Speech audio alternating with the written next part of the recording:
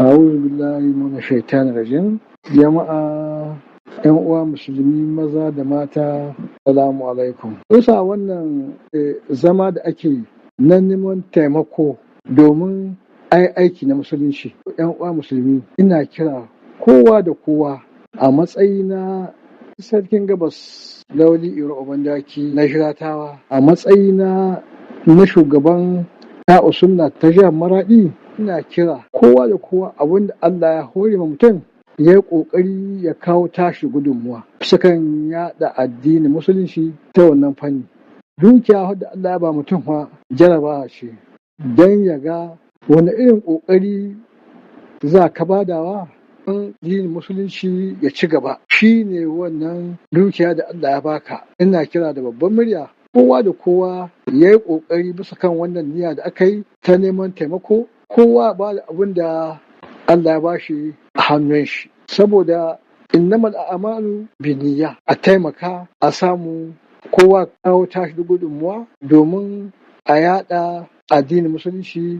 Waɗannan abubuwa da za a saya kun gani, ko da mota ce ko wata makaranta ce, mota ta zuwa wa'azi wurare da wurare, makaranta, masallataya, kun gani abubuwa ne wanda ta hanyar su ce ake yada addinin musulunci. Saboda haka na kira da babban murya kowa da kowa kawo tashi gudunmuwa, mu gudu tare mu tsira tare, kuma mu ci gaba da yi ma ƙasa addu'a. Allah ya kawo mu zaman lahiya a cikin ƙasar nan tamu. Allah shi kawo mu zaman lahiya. Ƙasar nan tamu tana kewaye da maƙiya. Shi shugaban ƙasa General Dramani Chani, Allah shi mashi albarka, saboda ya ce a yi ma ƙasa addu'a, a yi azumi, Allah shi karɓi wannan addu'o'i namu. Shugaban ƙasa Chani ya mai da komi ga Allah, ya san da cewa duk matsala in ta samu ka koma ga Allah. Ga kenan shi ne shugaban ƙasa General Dramani Chani ya yi babban tunani. Duk abin da ya samu ɗan adam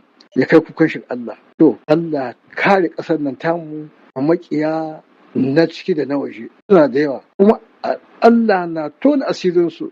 In suka shigo ƙasar nan a kurɗe da ba su bi hanya, kurɗowa suke yi, ƙananan hanyoyi suke biyowa.